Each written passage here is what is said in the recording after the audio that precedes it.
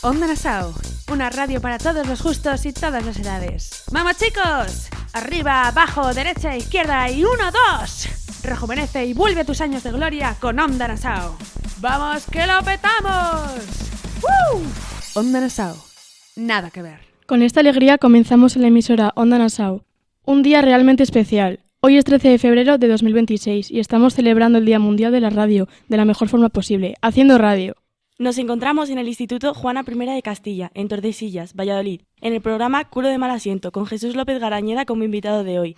Con él vamos a continuar nuestro viaje sonoro por la cultura, tradiciones y oficios de Castilla y León y de la comarca de Tordesillas. Muchas gracias, Jesús, por acercarte a nuestros micrófonos. Gracias a vosotros, gracias a los alumnos de este fantástico Instituto Juana I de Castilla y al grupo que dirige la profesora Susana, que es quien contactó conmigo para estar con vosotros pasando un rato y hablándoos de lo que me queréis preguntar, de cosas de Tordesillas. ¿Por qué crees que es importante conocer la historia y las tradiciones del lugar donde vivimos? Siempre hay que conocer el pasado porque de él se puede aprender. Evidentemente hay muchas personas que dicen que el pasado, que no importa, ya pasó, pues aquello ya quedó olvidado. No. Del pasado debéis aprender porque es vuestra herencia. Y el gran futuro, el futuro, está en estas sencillas palabras: trabajo, amistad y cultura. Con estas 3 palabras seguramente llegaréis a alcanzar la madurez de llegar a ser, como decía Alfonso X el Sabio, de llegar a ser homes e mulleres. Docente, investigador, cronista, juez de paz en activo, vives en Tribuna Valladolid. ¿Quién es Jesús López Garañeda? Bueno, yo soy un tordesillano. Mi profesión era profesor, ya me jubilé. Estuve destinado en Toro. Tengo allí grupo de alumnos que recuerdan y les recuerdo con mucho cariño. Ellos ya son padres y madres de familia y cada vez que voy allí pues no me dejan salir. Entonces es un gran cariño el que tengo. Esa era mi profesión. Cuando yo me jubilé, pues decidí pasar el tiempo y entretenerme también. Pues me ha gustado siempre mucho la literatura. Yo era profesor de lengua y literatura y entonces pues escribir libros, y eso es lo que me ha traído. Por supuesto, escribir y torear, como se dice, como decía Alfonso Navalón, escribir y torear. Y entonces aquí en Tordesillas hace muchos años, ya ni recuerdo, fijaos, no habéis ni nacido vosotros, era el año 1991, pues el Tribunal Superior de Justicia de Castilla y León me nombra juez de paz de la Villa de Tordesillas. Digo, yo me he jubilado ya de como profesor, digo, pero ¿qué tengo que hacer aquí en Tordesillas, como juez de paz? Y así llevo todavía. Me van eligiendo las corporaciones municipales, por cierto, por unanimidad de todos los grupos políticos. Es curioso que tirios y troyanos pues me aceptan, es decir, la izquierda, la derecha, como se dice vulgarmente, y me han elegido de nuevo otros 4 años más. Termino la legislatura dentro de 2 años y ya seguramente ya sea esta la última, de verdad, porque es que los trabajos gratis et amore por el pueblo y trabajar, porque alguien lo tiene que hacer, alguien tiene que ser el cura, alguien tiene que ser el concejal, alguien tiene que trabajar en la vida pública de los pueblos. Y luego me gustaba mucho en verano, en lugar de irme de vacaciones a la playa, pues si me iba 2 días o 3 días, luego me pasaba el verano aquí estudiando los libros de los archivos locales de Tordesillas. Hay un acervo importante archivístico aquí. Entonces, estudiando los libros parroquiales, el libro del registro civil, del registro civil del juzgado, eso, todos los antecedentes judiciales de aquí de Tordesillas, porque tenéis que saber que Tordesillas era antes juzgado de primera instancia e instrucción. Entonces todos los pleitos los he leído, todos los he visto, y muchos de ellos pues me han servido para luego poder escribir pues mis libros, mis cosas, mis informaciones, etcétera, etcétera. Eso es un poco, a grandes rasgos, la vida, y por eso sigo trabajando por mi pueblo, porque yo estoy enamorado de mi pueblo y de su gente, por supuesto. ¿Qué es un juez de paz? ¿En qué consiste su trabajo? ¿Es algo propio de localidades pequeñas o también existe esta figura en las ciudades? Solamente existe en los pueblos. Actualmente somos 6.000 jueces de paz los que estamos en España. Yo soy el juez de paz de 24 poblaciones, es decir, el juzgado de paz de Tordesillas está comarcalizado, para entendernos, o aglutina a los diversos pueblos de alrededor. Bercero, Berceruelo, Matilla, Velilla, Pollos, etcétera, etcétera. Entonces todos esos pueblos vienen aquí a Tordesillas, o venían los habitantes, son 14.000 habitantes los que están a mi cargo, a resolver sus cuitas. Ahora, modernamente, recientemente, con la aprobación de la nueva ley modernización de la justicia, la figura de los jueces de paz la van a hacer desaparecer. Es decir, nosotros nos llamaban los hombres buenos. Quería decir eso, una persona que intentaba arreglar los pleitos o los problemas entre las personas para que no fueran luego al juzgado a gastar el dinero. Es muy importante esa labor, porque mediaba entre las personas cuando había conflictos. Es decir, un agricultor se metía en la tierra del otro, le insultaba al otro, o le llamaba tal o le llamaba cual, y entonces denunciaban. Y el juez de paz intentaba avenirles. En muchas ocasiones lo he conseguido y en otras no. Y luego delegaban en nosotros los jueces de instrucción, pues cuando había algún accidente, algún muerto, el levantamiento de cadáveres. Eso era lo más desagradable que he tenido en esta profesión, pero había que hacerlo. Había que hacerlo. Ya en el año 98 nos retiraron la posibilidad de levantar los cadáveres en accidentes de tráfico. Hasta entonces los había hecho yo, y entonces pues eso fue un alivio importante en mi vida, porque era muy desagradable. He encontrado muchas cosas desagradables y cosas muy bonitas también, y muy buenas, muy solidarias entre las personas. Y eso es algo que tengo para mí, el haber sido juez de paz y ser juez de paz de la Villa de Tordesillas de esa manera. Ahora quieren acabar con la figura. La ley nueva nos ha suprimido o nos va a suprimir. Está la ley en un periodo que se llama vacatio legis, que quiere decir vacación de ley. Es decir, la ley no entra en vigor. Se llama vacación de ley, dicta una ley el gobierno y la ley no entra en vigor hasta dentro de unos años. Eso se llama que una ley está en vacatio legis, y así estamos, en un impasse, en este estado en el que ahora mismo se mueve la sociedad, y se mueve la sociedad política, gubernamental, pues un poco en el limbo de los justos. Yo el día que me digan que apague la luz y cierre la puerta, pues aquí tienen ustedes las llaves y buenas noches.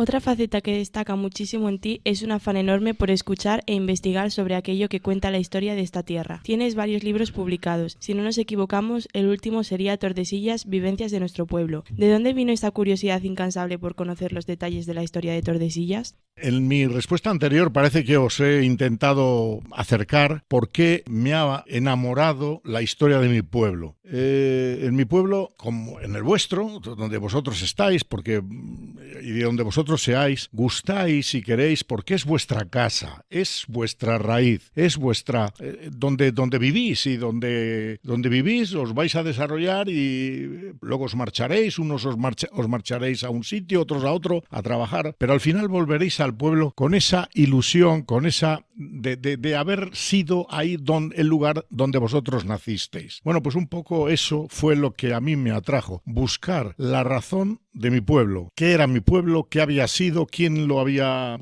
habitado? ¿Cómo se había desarrollado? ¿Qué cuitas había habido? ¿Qué problemas? ¿Qué logros? ¿Emociones? ¿Qué sentimientos se daban en este pueblo? Y eso fue un poco lo que me movió a mí perfectamente, pues a inculcar esa labor que he venido realizando y que estoy realizando todavía. Una cosa es escuchar y otra divulgar a través de libros. ¿Cómo es el proceso de gestación de un libro? ¿Te resulta fácil escribir y encontrar el interés para que se publiquen tus libros? Mirad, yo cuando el primer libro que quise publicar, o que publiqué, lo publiqué yo con mi dinero. Fue del año 1979, fijaos, 1979, un libro sobre una tradición popular que hay aquí en Tordesillas, que está muy, muy denostada, muy criticada, que es una tradición taurina que se llama el Toro de la Vega. En el año 1979 yo encontré datos en los archivos relacionados con ese festejo. Y escribí un libro por mi cuenta. Yo me lo pagué en la imprenta Ambrosio Rodríguez de Valladolid, me lo editó. Es un librito pequeñito, no es tan gordo como este. Yo lo vendía. Recuerdo que me puse en un bar a venderlo porque no había sitio donde ir a vender el libro. Y en un bar, en una tarde vendí 48 libros. Fijaros, 48. Si la edición era de 250 ejemplares, se agotó en un mes. Y entonces aquello me animó y dije, esto es interesante. Voy a buscar cosas de Tordesillas y a editarlas en un libro. Luego contactó conmigo la Diputación Provincial de Valladolid, me editó un libro que se titula Crónica de Tordesillas. Ese libro, si lo veis, está editado por la Diputación Provincial. Lo podéis conseguir perfectamente si no está agotado, porque no lo sé. Fue posteriormente, ya en el año 99 o 2000, me parece que fue cuando salió ese libro. Está contando toda la historia de Tordesillas desde el año 1700 hasta el año 1950. Y aquello fue una explosión que a mí me animó a decir, bueno, pues tengo que hacer algo buscando las cosas de mi pueblo. Y así, después de la crónica de Tordesillas y el éxito que tuvo y la aceptación entre la gente, pues ya empecé a producir, como se dice, casi como un panadero haciendo el pan. Cada cierto tiempo, pues un pan, un hijo. Porque estos son hijos de la cabeza, son hijos de la vivencia, son hijos de dejarlo negro sobre blanco para la posteridad. Hoy día ya, vosotros con los móviles, con las tablets y demás, parece como que el libro ha quedado relegado de nuestra vida. De verdad, intentad usar el papel, o sea, no usar el papel en el sentido de leer en el libro, porque en el libro se lee, se puede releer, volver otra vez, subrayar y demás. Es algo innato en el ser humano. Y entonces el libro, la existencia del libro, yo creo que tiene que seguir, como los periódicos, pero en fin, hoy día evolucionan los tiempos y hay que adaptarse a las nuevas tecnologías, como dicen. Vosotros seguramente en esto del TikTok con el móvil, pues lo manejáis todos perfectamente. Yo para eso soy bastante negado. En relación con las tradiciones y tu amplísimo conocimiento sobre ellas, nos gustaría que nos hablaras de dos que nos han llamado especialmente la atención. Existe una asociación llamada Amigos de la Capa Castellana. Nos gustaría saber qué es la Capa Castellana y cuál es su origen, cómo se creó esta asociación y qué tipo de actividades realiza. Ahí me pillas en la pregunta de Amigos de la Capa, porque Amigos de la Capa es una asociación a la que yo no pertenezco y entonces no puedo decirte cuándo la crearon. Sé que son personas de más o menos de mi edad las que constituyen esa asociación y lo que están promocionando es una prenda que era característica del medio rural castellano, que era la capa. El abrigo, lo que hoy pues lleváis un plumas que no pesa nada. Yo traigo un abrigo que pesa 2 kilos y vosotros el abrigo vuestro pues pesa nada, muy poquito. Y la capa pues pesaba a lo mejor 4 o 5 kilos, pesa mucho. Era la capa que tenían los hombres del campo, porque la vida en los pueblos, en el medio rural, era eminentemente agrícola y ganadera en su tiempo. Todo eso ha cambiado ahora. Lo veis aquí en Tordesillas, por ejemplo, un pueblo agrícola y ganadero que llegó a tener nada más y nada menos que 45 cosecheros de vino, de producción de vino, fijaos, hasta que llegó la filoxera y se cargó las viñas. Y entonces tuvieron que modificar la labor de trabajo que ellos hacían en el campo. La agricultura y la ganadería. Eso parece ahora sustituido por el turismo. Tordesillas vive prácticamente del turismo, pero es que hay que saber conjugar todas las cosas y me estoy yendo de la capa, de cubrirse, de la capa de taparse a la otra capa, casi a la capa del cura, como decía el refrán. No, la capa es una prenda, ya os digo, castellana, una prenda que en Salamanca, por ejemplo, es muy característica. Yo tengo una capa que era de mi abuelo y me la saco, siempre me la pongo por Semana Santa, y mi padre, la tuvo mi abuelo, la tuvo mi padre y la tengo yo. Y es la única herencia que he tenido y la llevo con mucho gusto en la Semana Santa, por ejemplo, que es el día ese en el que pues íbamos vestidos con la capa como es debido. Ya sabéis que una buena capa todo lo tapa, y la capa se tapa y entonces ahí ya no se veían los remiendos que uno llevaba en los pantalones, en las camisas o en el jersey. Entonces, prenda castellana característica era la capa pluvial que tienen los curas en las ceremonias litúrgicas, esas que se ponen para decir las misas y los oficios religiosos. Otra tradición de la que hemos oído hablar, pero muchos de nosotros ni conocemos al detalle ni la hemos visto nunca, es la soldadesca o estradillo, un espectáculo de lo más singular que tiene lugar cada 4 años. La última edición se celebró durante las fiestas de la Virgen de la Peña en 2023. ¿Cuál es el origen de esta tradición? ¿En qué consiste y cómo se organiza cada año? De eso sí que os puedo hablar. En el año 27 os invito a que si estáis aquí en Tordesillas veáis, quizás alguno de vosotros o de vosotras ya pueda participar como actor en esa actividad, en la soldadesca. Seguramente la habéis visto, si sois de Tordesillas en las fiestas la habéis visto. Aquí hubo un escritor muy importante, un escritor del siglo de oro. Yo me imagino que en la clase de literatura estudiéis el siglo de oro y estudiéis a los escritores. Se llamaba Alonso del Castillo Solórzano. Ese señor escribió muchísimos libros. Se achaca a este hombre que fuera el que escribió El Quijote de Avellaneda. Ya sabéis que de la edición del Quijote, el libro del Quijote, hay 2 Quijotes. Uno de Miguel de Cervantes, que es el fetén, el auténtico, y otro, el que llaman el falso, el de Avellaneda, que se achaca a este Alonso, uno de ellos, Alonso del Castillo Solórzano. Eso está por demostrar. No se sabe exactamente quién escribió el Quijote de Avellaneda. Evidentemente, entre Alonso del Castillo Solórzano, Miguel de Cervantes, media el abismo del genio. Cervantes era un genio, un señor espectacular. Este hombre se burló y se burlaba de algunas cosas e hizo una historia, una farsa burlesca, es decir, burlarse de alguien, pero que para que la gente se ría de él. Puso a Don Quijote y a Sancho Panza en su obra. Bien, ahí ya tenéis la soldadesca. Es un cuadro, es una farsa burlesca que se llama estradillo. Os tengo que decir que el estrado era el grupo de soldados que se colocaban delante del rey en los actos para defenderle. También estrado es otra cosa, pero bueno, el estrado. Entonces eso se llama soldadesca, porque son soldados, o estradillo. Imaginaos que la plaza de toros de Tordesillas es cuadrada, es rectangular, bueno, cuadrada, porque se celebraba en la plaza de toros de Tordesillas.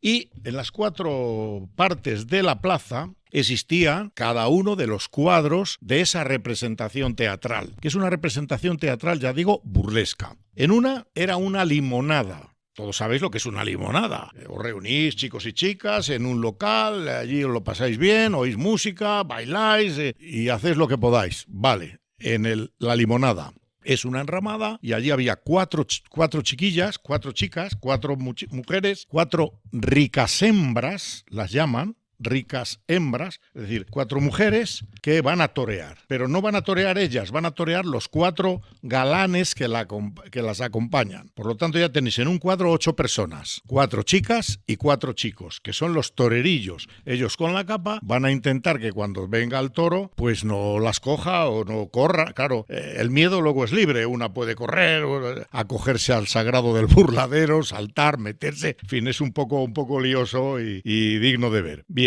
El primer cuadro. En el segundo cuadro está Don Quijote y Sancho Panza. Don Quijote montado en Rocinante, en su caballo, y acompañado de Sancho Panza en su rucio. En el otro cuadro está el rey con el estrado, es decir, el rey con la soldadesca. El rey en su trono, sentado, y delante de él los soldados armados de lanzas, para cuando venga el toro, pues poner la lanza para que no le tire. Normalmente el novillo tira al rey, le tira patas arriba, y esto pues es un poco como en la farsa de Ávila, cuando destituyeron a Enrique IV el Impotente, uno de los nobles que le destituyeron, ya sabéis, en muñeco, es decir, en efigie. Y cuando le dio la patada al muñeco, tirándole, le dijo oxte al suelo, puto. Le tiró al rey, le dio una patada al estrado, que no le querían. Enrique IV el Impotente. Bueno, pues el rey ahí está sentado en el trono, la soldadesca con él. En el centro de la plaza se pone un señor vestido de blanco. Es el personaje. Ese señor se llama Don Tancredo, un aditivo posterior. ¿Por qué? Porque la historia de Don Tancredo es de México, nació en México. Un señor que se llamaba Tancredo López, por eso Don Tancredo, lo hizo en Madrid, en una fiesta de toros. Y vestido de blanco y en un pedestal, quieto, como una estatua, soltaban el toro y el toro no le hacía nada. Le olía y se iba. Entonces la figura de ese Don Tancredo tiene que estar quieto. Y se arrima el novillo y no le tira, no le hace. Normalmente con el miedo, Don Tancredo, si se arrima el toro, a mí si se me arrimara, yo pegaba un brinco que me subiría a la plaza, al balcón más alto. Bueno, pues ese Don Tancredo es Don Tancredo López. En México se llama el esqueleto volador. ¿Veis? Esqueleto volador, vestido de blanco, es típico en México, el culto a los muertos, y ese es otro personaje. Y el otro personaje es el bufón de la corte. Es decir, hay 2 personajes que son los que llevan la carga de la farsa. El bufón de la corte, que es el que hace bobadas al rey para que se ría, y la gente para que se ría, y una señora vestida de negro que se llamaba la fregona. Sabéis que hay una obra que se llama La Ilustre Fregona. Bueno, pues La Fregona. Fijaos, si lo vieran ahora con estas historias modernas que hay ahora de las cosas, es decir, las mujeres fregonas, pues no, porque iba a fregar, porque fregaba en casa. No, hombre, aquí hay que fregar todos, tenéis que fregar los chicos y las chicas. Aquí eso de que fregar solo las chicas, eso no. Aquí hay igualdad para todo.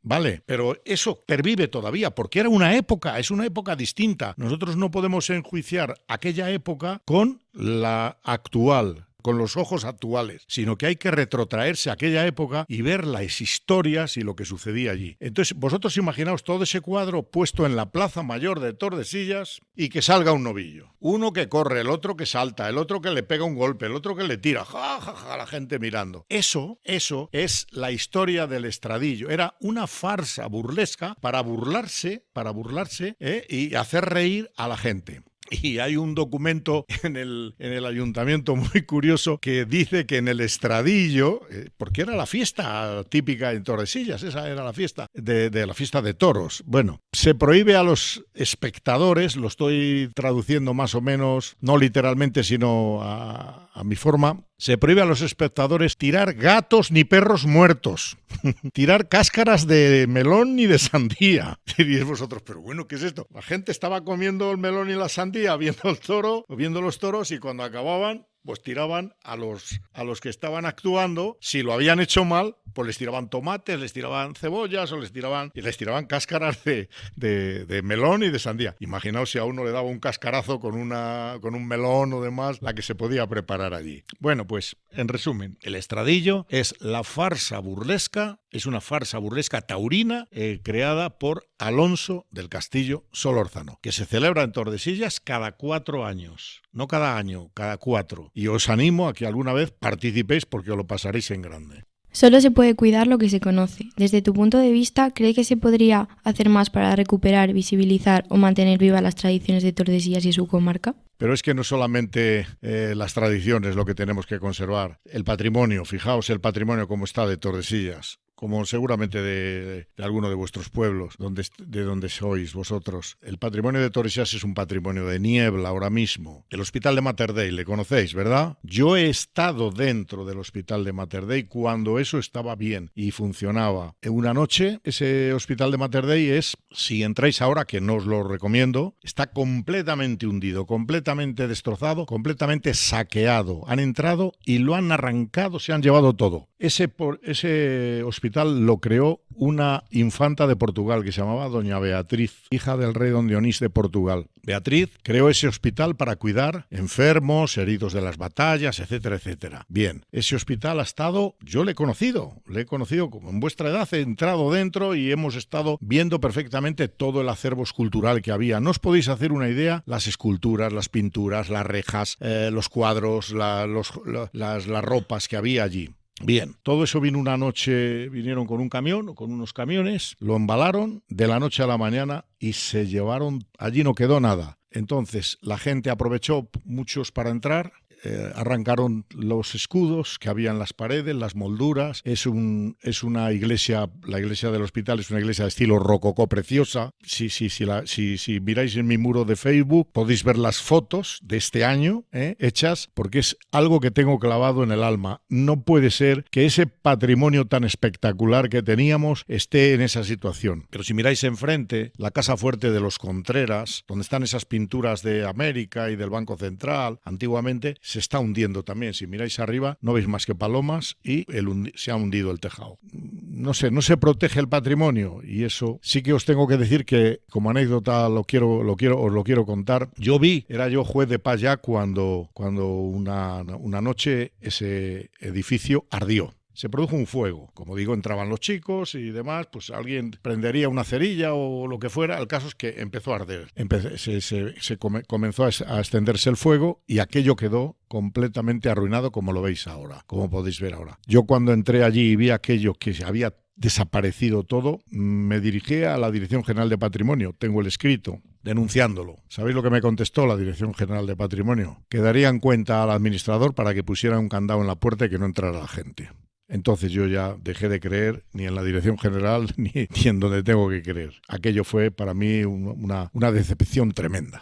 Es que es la tradición del toro de la Vega también ha desaparecido. La tradición de los gallos de San Vicente también ha desaparecido. Y diréis, no, es que pobrecitos animales. Sí, de acuerdo, sí, cuidamos a los animales, pero hay que encontrar el significado, por qué se hacen las cosas. La tradición de los monos de San Vicente, que los monos no son monos de animales como han pensado. Los monos son caramelos que se daban las familias unas a otras el 22 de enero. Este año no hemos podido comer monos porque la confitería que los fabrica pues ha cerrado. Se han marchado de vacaciones y no hemos podido comer monos. Pero os recomiendo, si me hubiera dado cuenta, porque ahora estaba cerrado, os hubiera traído una bolsa para regalaros a cada uno un mono y que probarais a mi salud un mono de San Vicente. Por una tradición que había, sabéis que el gallo es el símbolo de los franceses, símbolo francés. En la Guerra de la Independencia, cuando a los franceses consiguió España rebelarse contra ellos y expulsarlo, pues el símbolo francés quedó ahí con el símbolo del gallo. Por eso se sacrificaban 5 gallos. O sea que era